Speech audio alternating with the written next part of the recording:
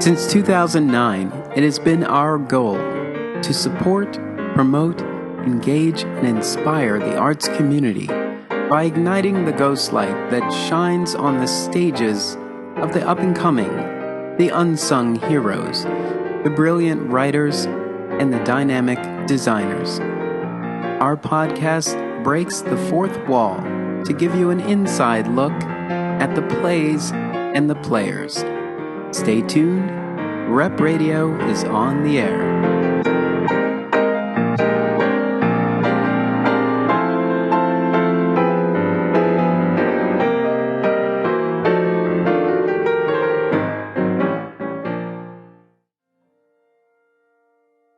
Welcome to Rep Radio. I'm your host, Darnell Radford, and today I am in the Rep Radio studio via Skype, and I am speaking with Xavier Foley. Did I get that right? That is correct. Okay. Xavier, welcome to Rep Radio. Thank you. Glad to be speaking with you. I've connected to you through LiveConnections, and this particular event that's coming up kind of tugs at a few of my interests because it involves video game music, and I think that's why the press information was sent to me. But I want to learn a little bit about you. So tell us about yourself. Well, so in a general sense, I am a double bass player. Started when I was 11 years old, and I was born and raised in Marietta, Georgia. I went to college at the Curtis Institute of Music, which I graduated from last May 2016. Congratulations. And now I am just here freelancing, composing, and I started a little business on the side that works with music licensing, and that's fun. So that's basically what I do, and a little bit of my background. Cool. So the press release says that both you and Elizabeth are hardcore gamers. Is that true? Back then I was, but now I am not. I wouldn't consider myself a hardcore gamer. I think the press release is a little. It is what it is. It doesn't take into account the time frame of when we were possibly which is probably in the past. Yeah. I know Elizabeth is an opera singer in the California, Los Angeles area. Yeah. And I'm here doing a lot of gigs and stuff. So I don't think we have much time. However, our past is what affects our future, and I think a lot of our music, if I can speak for Elizabeth, is influenced by our past gaming experiences. Okay. So let's take a trip down memory lane, I guess. Tell me about some of those games and how they inspired your work that you do now. Sure. So one of the first soundtracks I heard from a video game was on the console called the Nintendo 64. So my brother would play games like 007, Zelda, Ocarina of Time, but the most more memorable and famous soundtrack, I think, goes to the soundtrack of the Zelda Ocarina of Time for the N64. So a lot of that music I remember, and it is obviously has been an impact as far as how the style of how I write. And so, as you know, in Zelda, if you've played it, there's a lot of different stages, and each stage has a different set of musical tastes to it. So, for example, you have something like the Water Temple, and the Water Temple has a soundtrack reflecting what a water temple would sound like. Mm-hmm. You have a Fire Temple, and the Fire Temple will have a soundtrack based off what a fire temple would sound like. And all these diverse musical palettes that the composer for this game used affects how I compose. So when I compose, I use a lot of diverse musical styles in my music. I try to make it as diverse as possible to make a very unique experience wherein the audience can make a connection easier, as opposed to writing in one style where a listener might not get it throughout the whole work. So I think the advantage to this is accessibility, with the disadvantage just being less of the original kind of thing where a composer tries to be original by composing in one style. So there's a pros and cons to it, but I think it works out no matter what, because I think there's something in the music that's for everyone because it's so diverse from my writing style. So that's just kind of how I got started in the gaming music. Being interested in gaming music is when I listened to the soundtrack of the Ocarina of Time. Another soundtrack I was very influenced by was one of the composers was Glenn Stanford, but there was quite a number of different collaborators who worked with Blizzard Entertainment, and Blizzard Entertainment came out with this game called StarCraft, which came out in the late 1990s, I believe, for the Windows computer, and that was a really big thing back then when my brother was playing it, and my neighbor was playing it, and the guy across the street was playing it, and I was really influenced by how unique and different these soundtracks were for each faction. So the Terran faction was had a little rock and roll in it. The Protoss, which is another faction representing a alien technological faction, the music was so different and so extraterrestrial, and they did a brilliant job reflecting that. And there was also the third faction, which was called the Zerg, which was a more of a biological faction. And they use very unique things for that, which I couldn't even comprehend. So those the creativity that they put in that, it really inspired me to do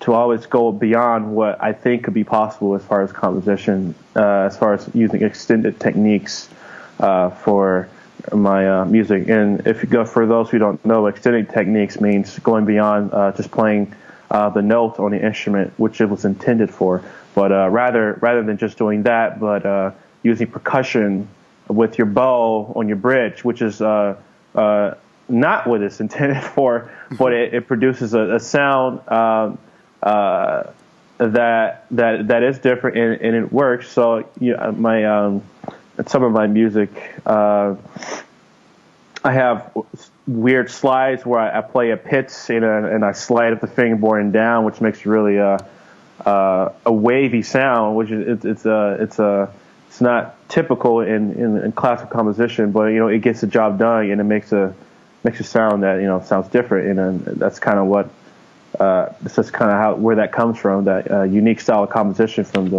StarCraft soundtrack. So a lot of these big games that came out in the late 1990s and early 2000s was a big influence for me.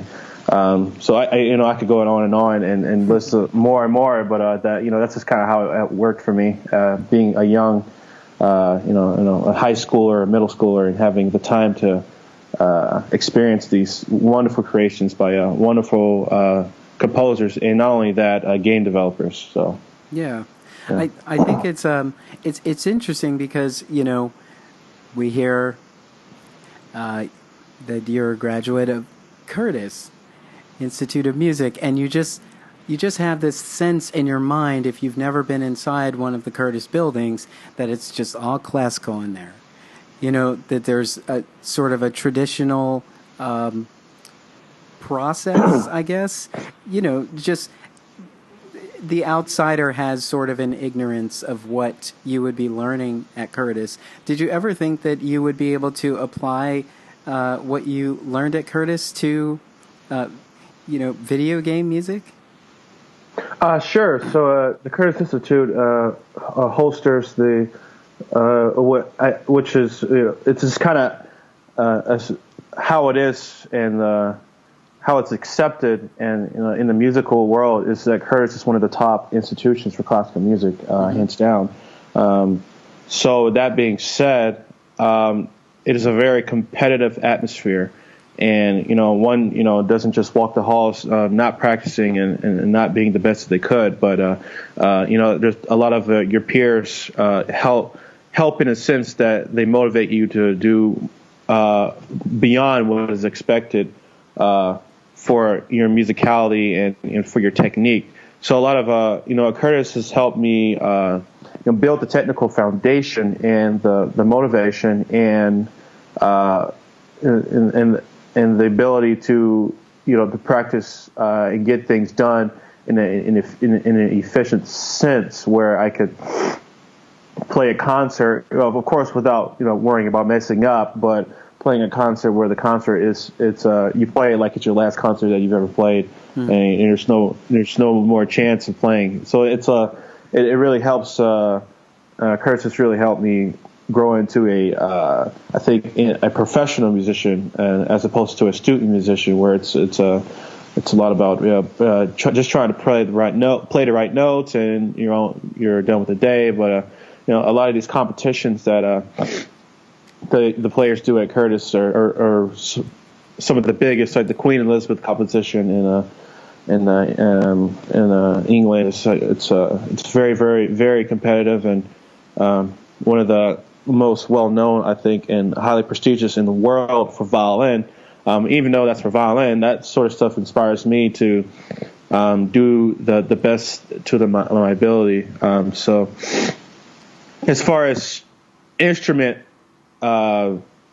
growth, Curtis was there at the right time in my career. As far as compositional growth, I have to give most of my credit to my childhood past, I have to say. So what drew you to the double bass? Or is that the only instrument that you play? Good question. So I started on the piano, actually, when I was 8 years old. I didn't quite like it because I didn't enjoy playing two lines at once. Yes, it was hard to focus on two lines at once. The double bass, the reason why I picked that was because it was just bigger, and I was really curious as to how someone would play such a big instrument. Mm-hmm. But I really enjoyed being able to play and focus on one line, and that I think that was a very good choice for me to do. But as a counter argument, one could say that I quit piano and I gave up. So that being said, my first teacher, who I started with on a double bass, was a musician as part of the Atlanta Symphony Orchestra double bass section. His name was Doug Summers. He inspired me to stick with a piece and never give up. So the philosophy with him, as opposed to my piano teacher, would be for my bass teacher, the idea will be to do as much as you can and focus as much as possible on one piece of repertoire and make it the best that it could be. You play it as if it was you were going to play it for a big concert and focus all your attention to that one work, as opposed to learning many works spread out with my piano teacher. So I'll learn a piece of Bach, but I would spend maybe a week on it and move on to the next one. I wasn't able to really focus and really dissect the harmonies and the rhythms of a piece of piano, as opposed to the bass teacher, where it's all about focusing and, of course, never giving up on that piece that you're working on. So that the teaching style for my the bass teacher especially helped me grow as a musician. So as I say, as a recap, I started piano and started double bass when I was 11 in middle school. I had middle school tryouts for as part of the music program. Yeah, that's great. I started out. I played the piano when I was 11 or 12, and didn't get very far. But there was something in me that said, I couldn't let it go. But I had an issue with fingering, because I don't think I necessarily I don't have the longest fingers, and and two hands were definitely, when you're young, you can very quickly lose your attention span if you don't have the focus. So I think if I had if I had really, if I had given it a little bit more time, I might have been a different person today. Sure. But I had an opportunity to learn the bass, just the bass guitar. One of my friends gave me one to borrow for a few months, and it was exciting at first, and then it was kind of the same thing. But I didn't have the urgency, and it wasn't really calling me, so I just I didn't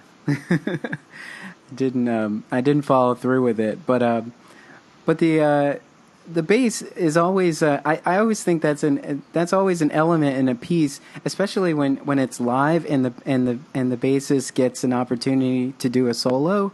I feel like I at least feel the most moved by the bass, and I guess it's just because it's so deep in the way it vibrates. Sure. Yeah. It's a wonderful instrument, and I guess it all depends on the performer as well. There are good performances and there are bad performances. Honest, and that's just the way it is. If you play it well, then the audience appreciates it. Yeah. So I don't think no matter what you play, it's as long as you do it really well and it's the best, then the audience really appreciates that. So the bass is capable of doing a lot of things that people don't know that it's capable of doing, and hopefully that reflects in the concert that's coming up on June 2nd at the World Cafe Live in Philadelphia. Yeah. So. Is creating for video games any different than creating for, say, a classical piece? Are all the elements pretty much the same? I probably should make this clear that I have never created music for a video game. Okay. So that being said, I can't say what it's like, though I do know from my experience what it should be like. Mm-hmm. And I do really wish I could write for a video game, but I think it's good that I am able to focus my time specifically on expanding the repertoire of the double bass, as it's a very limited. The repertoire for the double bass is very, very limited. I do enjoy taking elements from composers, and I do enjoy following some of the composers like Jeremy Soule, who, if you don't know, is one of the main musical producers of the Elder Scrolls series. One of the big titles one of the big titles. So it's just so for the audience who don't know, you may have heard of it. It's called Skyrim. Skyrim, yes. Yes, Skyrim came out for the Xbox 360, I believe, in year 2011. Mm-hmm. And I think I remember it was 2011 because a lot of it was my first year at the Curtis Institute of Music, and a lot of the musicians there knew about it and played it actually, and so it was a very big hit. Mm-hmm. And that soundtrack is I think it's a really, really effective, and it's a niche because it's what Jeremy Soule is doing is very, very, very different than what the other composers are doing, and his style is very fluid, and that's something I look up to. And I have a lot of fan. I'm a big fan of a lot of these video game composers. So I enjoy being the audience of the video game composers rather than being the video composer. So that's kind of how I stand on that. Yeah. So did the interest in the music of Skyrim or Elder Scrolls encourage you to play it at all? Did you get a chance to experience it?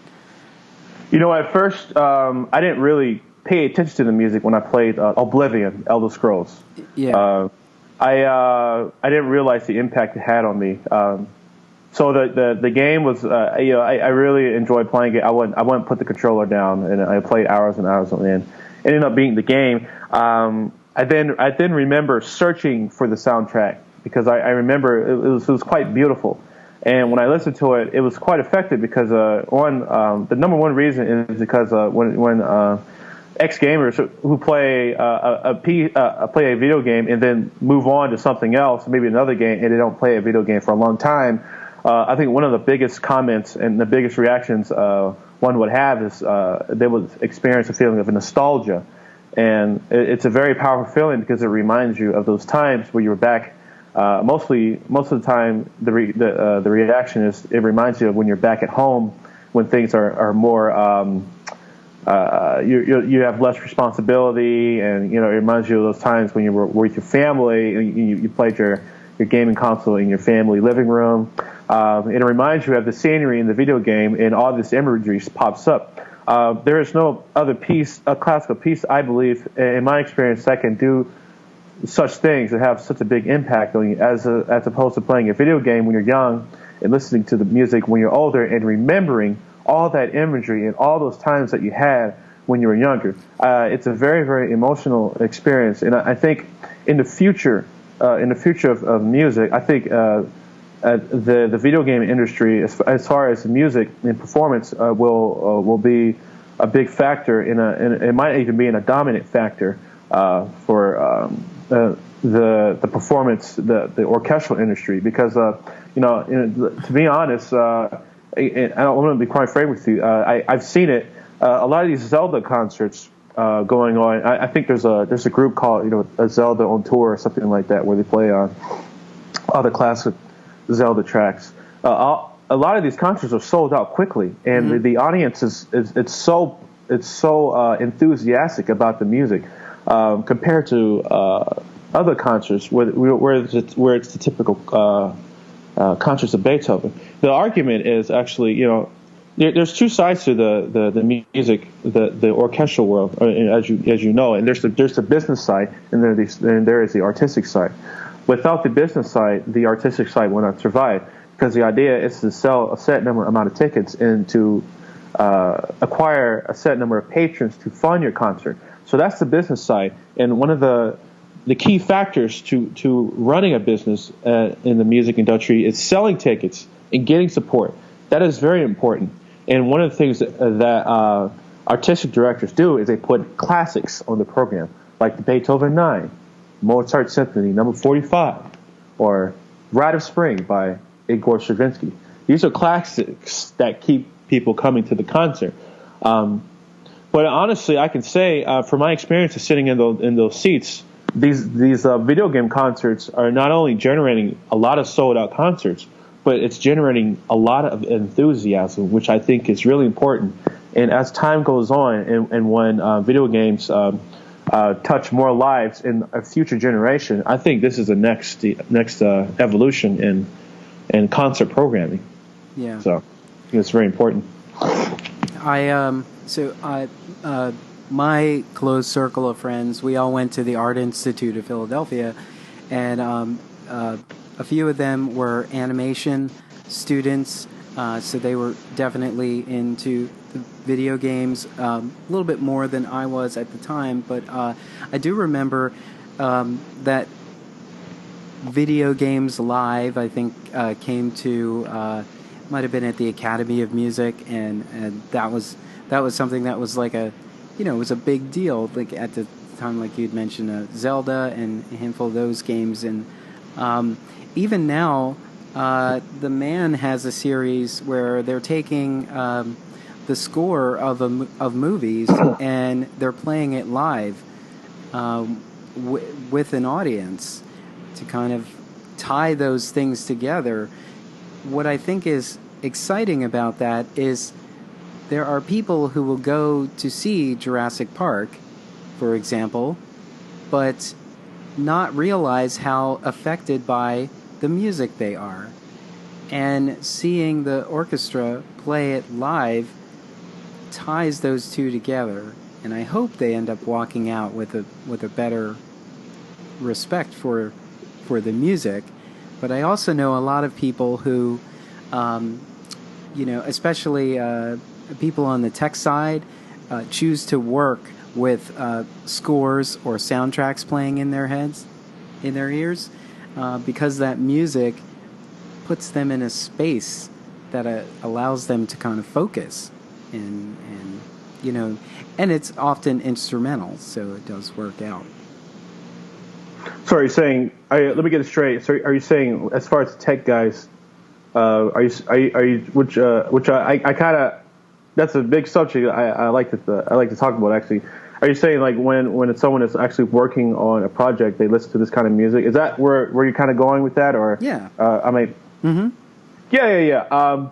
I think this is a really big. I think this topic is huge actually because as far as using music to help you focus, here's my experience with it. So, like I said, when I started being introduced to video games, one of the first video games I've seen, which I am very thankful of, being introduced to having the first video game, one of the first video games introduced to me in my life is the StarCraft, because I believe that is one of the most popular and most well-made games ever made of all time. This soundtrack has helped me get through a lot of twists and turns in college, especially. So when I would work on a music history project, I would have a hard time focusing. And with the music, with the StarCraft soundtrack, I remember the Terran faction had really cool. The music was brilliant, and I always was listening to the Terran faction soundtrack. Now here's what happened. When I was able to actually play the StarCraft game, because I believe I was like 8 years old or something like that, so I had to kind of wait till my brother was done, and then I was able to take over. But I remember the first time I was introduced to the concept of strategy, right? Which is why I love the concept of video games, because it gives you the power to make decisions. So I was given the power to strategize and to plan out how I was going to build my base in the beginning stage, and then plan how I was going to expand my empire, and how I was going to protect my assets. So a lot of these technical aspects were going through my mind, and I remember building 3 buildings that allowed me to produce 30 soldiers. And I remember strategizing ways to attack the enemy. So I learned terms like flanking, which is when you go behind the enemy. Things like that. So going in the future to when I'm doing my studying and doing projects, the feeling of strategizing when I listen to this music, I think highly affected the way I approached a project. Because at the moment when I would listen to this music, I would think of strategy. And this will automatically turn on that part of my brain which deals with that kind of stuff. And I would be so focused on the work, but not realize like how it's working. But it honestly, I think it was the music. Because when I listen to this track and do the work at the same time, it felt like the work was actually the video game itself. Yeah. Which is huge. Yeah. That's an interesting perspective. I don't know that I've ever thought about it like that, but yeah, I mean, there are times where I'll have a soundtrack playing in my ears as I'm walking, and if it's more of an I don't know, like action, but sort of like a dun dun dun dun, and you're walking, you just sort of have this sense of determination, like you're about to walk into a fight, like when you get 5 blocks down, going to work, maybe you have this playing, or wherever you're going. The music definitely triggers something in my brain where you do feel like you're in it, and I think what probably resonates with people so much more for these video game events where the music is played live is that they had a visual that allowed them to absorb the music in a different way than, say, Beethoven, where none of us were around when Beethoven was here, and when ultimately a classical piece is just played, and there's nothing visual for you to observe except for the orchestra itself, but there's no visual element that's like swimming around in your brain, like attacking your senses. You can just close your eyes and just sort of take in the classical. But with these video games, you have this visual that maybe adds this extra layer to what you're listening to. Of course, I would like just to mention one counter argument to this, because there are pros and cons to everything. Music by Mozart, it's brilliant. It works. It's very mathematically correct, and it sounds satisfying. So I could, for something like Mozart, I could close my eyes and enjoy it. I feel like, because the music makes so much sense, and it's so satisfying to listen to how he starts a phrase and how he resolves the phrase, how he reintroduces the phrase, how he prolongs the phrase, how he makes funny little jokes of the phrase. This, however, takes patience, I believe, to get used to, because you have to really think about it. So honestly, I don't really know too much about the biological aspect of how music affects the brain, because there's just one theory going around where if music affects your mathematical grades. That was the opposite case of me. I didn't do quite too well at math, so I don't quite agree with that. But me neither. Right. So back to the Mozart argument. The music. It's one of those things where the music speaks for itself, right? And I think and that's what makes Mozart so effective. That's what makes Beethoven so effective. Is that you don't need anything else to enjoy the music. You just need two sets of ears, and the music is a story within itself. Now, like I said, with as pros and cons to everything. This music, the video game music, I think the biggest factor as to why it's so effective is the nostalgia factor. Yeah. Like I said before, when you listen to a piece that you've heard when you were growing up, in middle school maybe, and you listen to the soundtrack while experiencing a certain environment in the game, as you grow older and you listen to it again, you're going to remember at exactly that point in time where you heard that soundtrack, the things you saw while hearing that soundtrack. And this music opens your mind to the past, which is really unique and really powerful.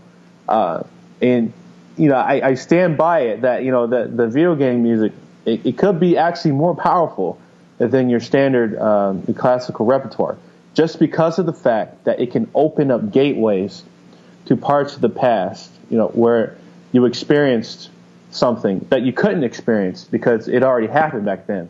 But it's like it's just wonderful in that aspect, and that's what I think the pros and cons are to visual accompaniment music versus your classical standard repertoire. Yeah, there are two. Now they don't. I guess I can't really compare them to Zelda.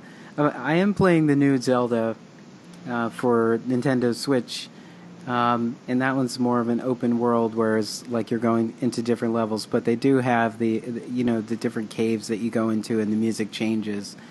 But one game that I remember playing all through college was Kingdom Hearts.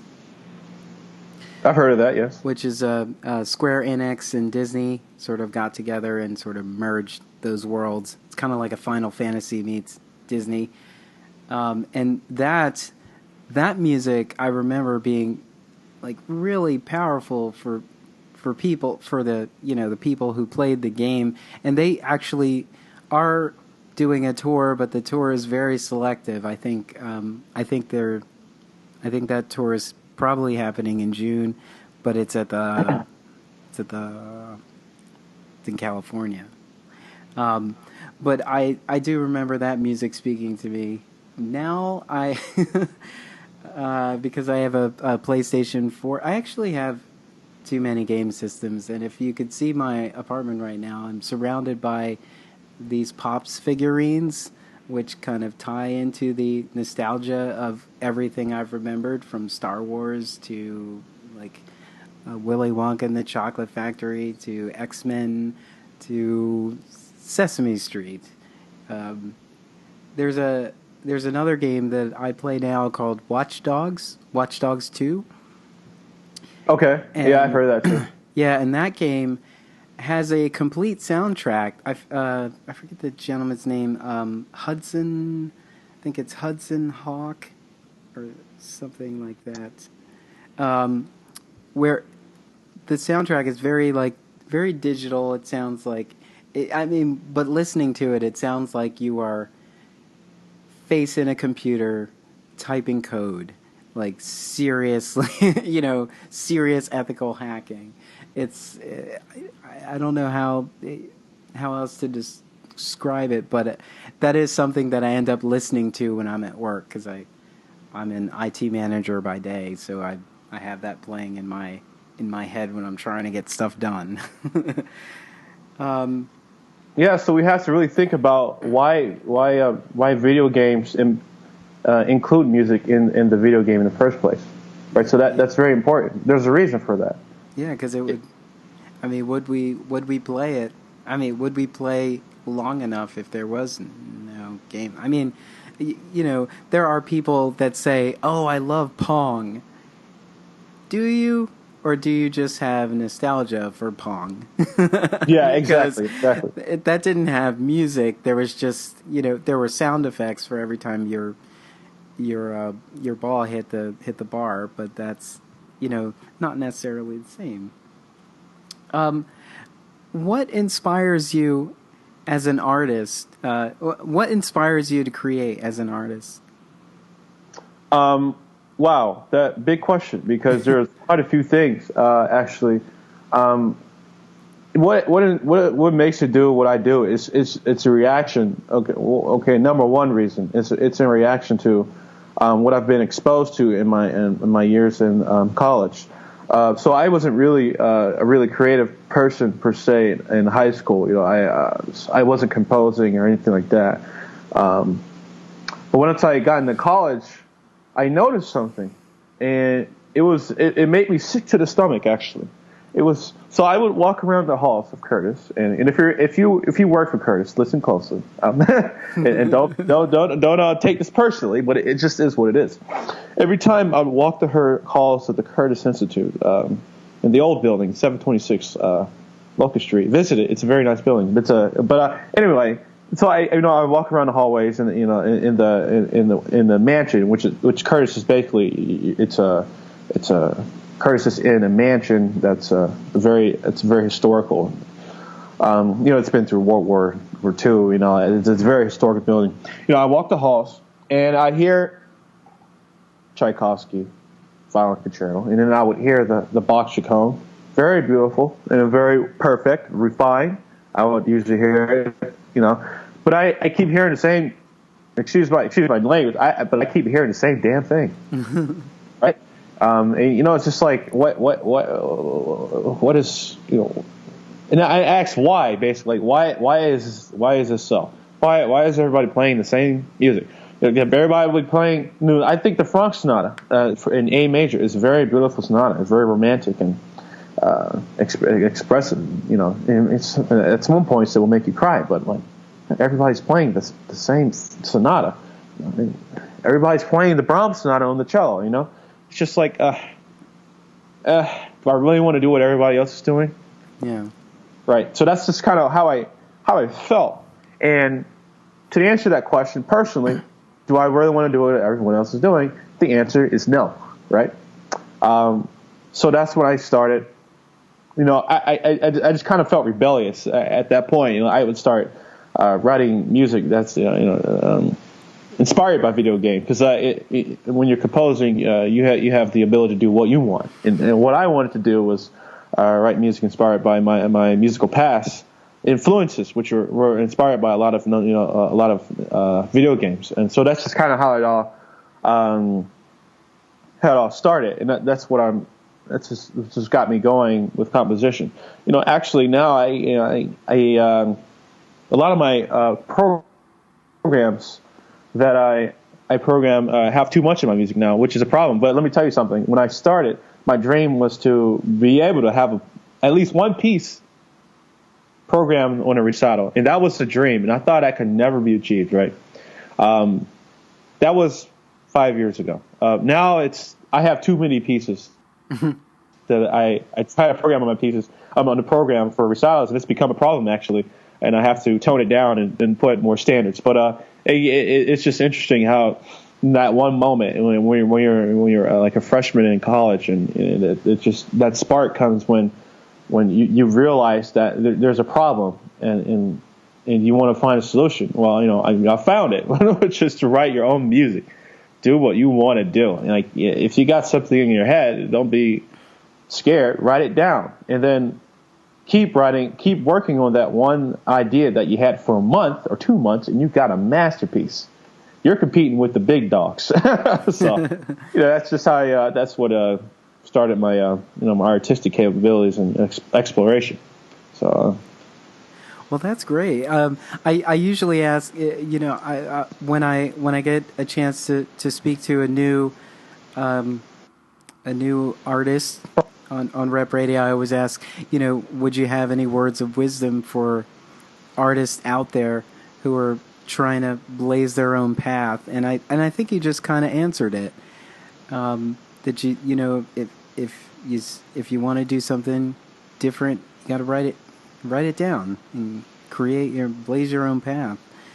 I think at least this generation, maybe the last generation, are kind of thinking more about sort of disrupting the norms and finding in a way that also celebrates the past but sort of ushers in something new or gives you a different perspective on traditional ways.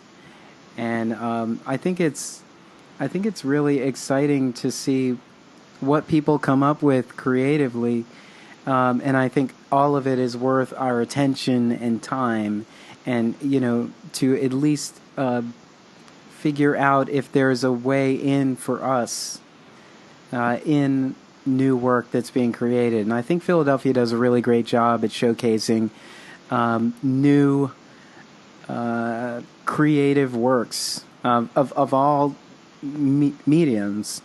And that's why I think LiveConnections is a really great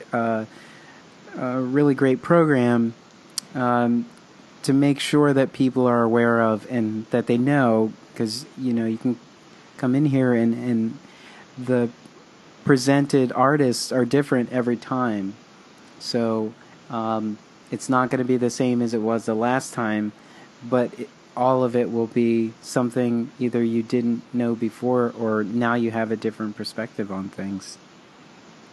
Yeah, it's great with Live Connection that the program is represents. It's a lot of collaboration, which always leads to new and exciting things. So that's really great what's happening there. So I'm glad to be able to play there on June 2nd.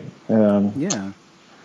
Yeah. Well, great. Well, it's LiveConnections Presents Elizabeth Zharoff and Xavier Foley, and it's June 2nd at 8 o'clock at World Cafe Live, and we will have links for you to get those tickets. I already have mine, so I will see you there, and I'm looking forward to experiencing the both of you together in this moment on June 2nd. And I want to thank you, Xavier, for taking the time to chat with me and take a little trip down memory lane. Yep. A little bit to learn a little bit more about you. And I will also I'll post the links for both you and Elizabeth on our website too, so people can find out more about you, because there's a link for you for astralartists.org. Yeah. That I have. Yeah. Is that the best place to go? Sure. And I did listen. There's 2 pieces there up on SoundCloud. If you want to just get an example of Xavier's work, you can listen to that. You can always visit my YouTube channel, search for my full name, and make sure to subscribe. There you go, definitely. All right, well, thanks a lot, Xavier. It's been a pleasure getting to know you, and I'm looking forward to this event on June 2nd at 8 o'clock. All right, thanks for having me on the program. All right, thank you so much for being on Rep Radio. All right. Take care.